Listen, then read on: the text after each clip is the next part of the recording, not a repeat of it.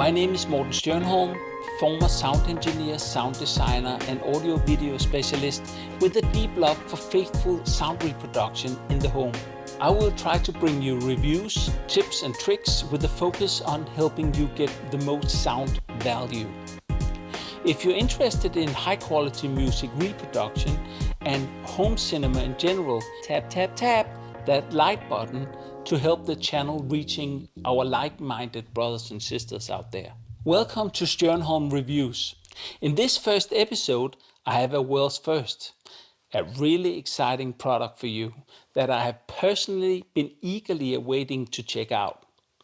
It's the brand new Technics SU-R1000 Reference Class integrated amplifier, and it's not just any integrated amplifier, as it is all digital and have some new revolutionary special features for vinyl connoisseurs that I will go over in detail. In this video, I will go through all its quirks and features, review the sound, compare vinyl sound with and without the new technology using different cartridges, and I will give it a Stjernholm review score. To make the lengthy review easier to navigate, I have made chapters that you can click in the video description. The new tech in the R1000 might be the biggest hi-fi industry news in many years, and one of the most interesting offerings that has been coming out of Technics since the rebirth of the Japanese company in 2016, where Technics came back to the hi-fi scene after decades of being just that turntable company. Yes, of course, I'm talking about the SL-1200, the most loved DJ tool through the past 55 years. Technics was a significant player on the hi-fi scene throughout the 60s, 70s, 80s and 90s, but was shut down in 2010 with the demise of vinyl. When Panasonic, that owns Technics, decided to try to restore the brand following the new mainstream interest in vinyl, the company knew that they had to make a dent in the universe to revitalize the Technics brand. In short, they had to build the best hi-fi products they could possibly make first to restore the respect they enjoyed with systems like the A1 and A2 amplifiers back in the 70s. Yes, you need to be that old in order to know that Technics once were considered a high-end hi-fi brand. Inspired by the solid quality that make the Technics SL-1200, Technics launched 3 distinct product lines in 2016. They were called the Premium Class, the Grand Class, and the Reference Class, or Great, Awesome, and Amazing. The company also does lifestyle audio products called the OPUS series, as well as headphones and other accessories. I've had the pleasure of reviewing the Reference Class R1 statement system here behind me for a long period of time, and I find it nothing short of amazing. The sound is very, very clean and sweet, and the microdynamic capabilities of the systems are so lifelike while preserving every bit of detail and intimacy in the recordings presented.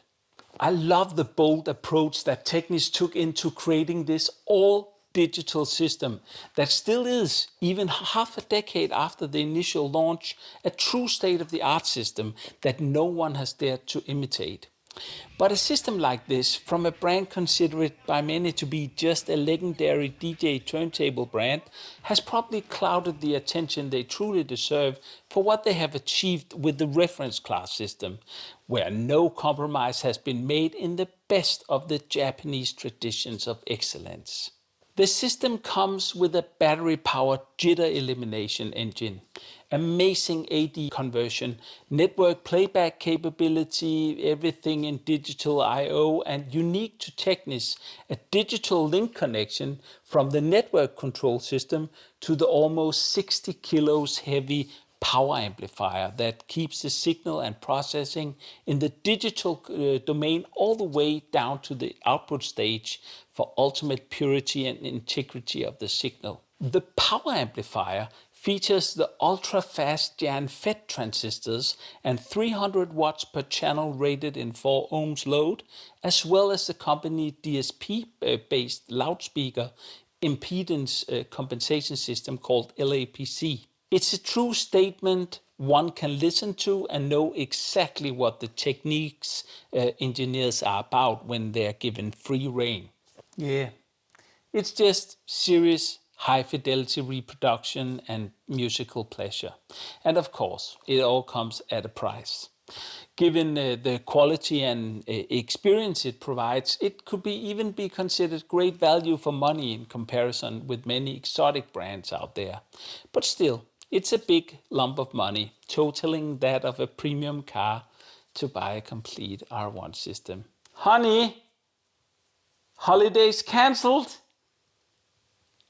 Now, with all that out of the way, you understand why Technics cannot take it lightly to bring out a new, much cheaper product in that reference class range, featuring new technology that we have not seen before in the hi-fi space. While Technics is the turntable company, the state-of-the-art reference class system did not even feature a RAA amplifier to connect turntables to the system, even though the company offers some of the most advanced and precise turntables in the world. For the super demanding, ultra high-end audiophile audience, this might have been the right decision at the time, even though it seems a little dry that it was left out. But now, with the R1000, Technics is introducing a new product into the reference class range, where it almost seems like they have distilled everything they learned from the big R1 system into a more manageable, lighter package and added new vinyl improvement technology. Behold! The €8,000 Technics R1000 seeks to bridge the gap between the R1 separate system and the excellent €2,500 SUG700 integrated amplifier. It builds on the technology of the R1 system with an end-to-end digital design, special DSP technology for optimizing speaker impedance called LAPC, and a battery-driven jitter-removing engine called Geno. It also has the use of Jan FET transistors, special power supplies, and a very, very respectable 300 watts of power into 4 ohms, which is actually comparable to that of the R1 system. What makes it much more special is that while the lower price makes the R1000 available to even more people, it also boasts brand new DSP technology designed to optimize vinyl cartridge response, reduce crosstalk, as well as support old vinyl playback curves used before it was standardized by the RIAA by the end of the 50s. Potentially a brand new kind of vinyl experience awaits here. While the amplifier is extremely sophisticated and a statement of perfect digital high-resolution sound reproduction technology, it is also simple and old school in the way it approaches you. There's no built-in media players, room support, or fancy schmancy streaming. Technics has not even taken the LAN playback capabilities or AirPlay, Apple AirPlay from the R1 system over here. So you're supposed to connect a digital streamer of your own choice, a CD player, tape deck, or your favorite DAC, whatever you like, naturally alongside your turntable that the R1000 aims at making happy and improving the experience of. The DAC inside the R1000 supports absolutely everything in high-resolution audio, from PCM audio up to the highest sample rates, MQA Studio unfolding, as well as DSD at the highest 22.4 MHz resolution. In connectivity, the R1000 features 2 USB inputs to connect streamers and computers, as well as 2 coax and 2 optical digital inputs. I'm a little disappointed in not seeing a AES EBU digital connection, that is the professional balanced 110 ohm digital interface, because that's present on the R1 system, but I guess it doesn't matter for most. Instead, the R1000 provides a balanced line input two unbalanced line inputs, and a very seldom seen balanced input for MC cartridges. This shows what the R1000 is all about. It's a fine statement, as the extremely weak MC cartridge signals really can benefit from the signal integrity protection that balanced cables can provide. And this is featured on some of the finest turntables. The Yamaha GT5000 comes to mind. I'm still trying to get one for review. Marcus, you know who you are. I also notice great possibilities and flexibility for the experimenting audiophile. The R1000 can be used solely as a preamplifier if you want to add a special power amplifier, for example. And you can also use the R1000 only as a power amplifier if you want to, directly connect it to a source with some delicious sound signature that you love. There's also a recording output. Besides the lack of an AES EBU digital input, you can't really fault the connectivity on the R1000. It got you covered. Don't you, my precious? Yes. From a design perspective, the R1000 is a beautifully crafted and muscular looking device. The finish is very high class and everything feels very, very nice to the touch. The big VU meters are, besides being cool to look at, very useful for knowing how hard you're driving the amplifier. In comparison to the meters on the R1 system, they are not as fast as precise, where the R1 meters will catch the slightest dynamics in the music. The R1000 is more relaxed. While nerding out over the details, the size is another interesting subject. While the R1 components are wider than standard big HIFI components, they can accommodate a SL1200 turntable sitting on top if you want that. This is not possible with the R1000, but at the same time it makes it more desirable maybe to combine with other standard with HIFI products. Weight-wise, the R1000 is a respectable 22 kilos. It feels great and can be moved around without a lifting truck. The remote is a very delicious version of the Technics audio system remote with special buttons for all the special functions. Good size buttons, nice to hold, and made from metal. It reminds you that you are using a less ordinary audio product. Very nice indeed. The Cartridge Optimizer. This is really the first time I've seen anything like the vinyl optimizing technology that the R1000 provides. It comes with this special vinyl calibration record that is used for the calibration of up to 3 different phono cartridges on your system, which is great if you have several cartridges that are exchanged frequently. For example, I could use a sensitive, detailed phono cartridge for playback of acoustic music, but sometimes I prefer to use a very robust DJ type cartridge that can really plow through old sketchy vinyl. With a turntable that has a SME mount, cartridges can be exchanged in a snap for that very purpose. Real vinyl connoisseurs might even have turntables with 2 or 3 different tone arms with different cartridges for period correct playback of vinyl records. So let's have a look at how the calibration process actually works. First, make sure that your turntable and cartridge is set up to perfection and you can play vinyl on the system, of course. Throw on the calibration record on the platter, and in the menu of the R1000 you select the calibration function and are asked to lower the tone arm, and from there the system will simply guide you. The calibration process and DSP calculation takes about 10 minutes total, and after that you can even name your cartridge preset to be able to distinguish them from each other if you have more than one.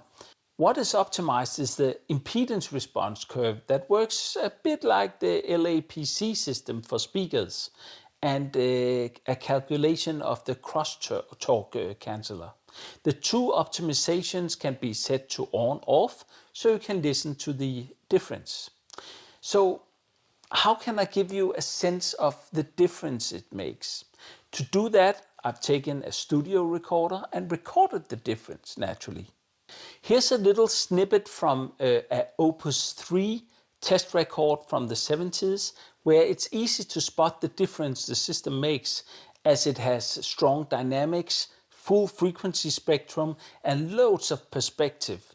So grab your best headphones or play the video back on your HIFI system to get a sense of the differences as I play these little snippets. It's just a little portion of one of the tracks. First, we listen with the calibration off.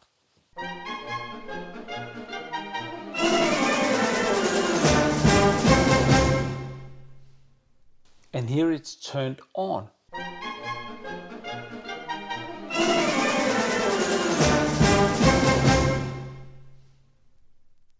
And for a reality check, let's listen through an external HIFI amplifier.